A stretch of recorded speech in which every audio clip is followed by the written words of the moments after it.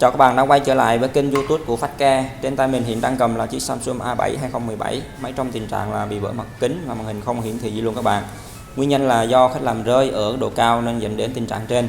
Và cách khắc phục cho chiếc máy trở lại như lúc ban đầu còn sử dụng được đó là phải thay nguyên bộ màn hình mới nha các bạn.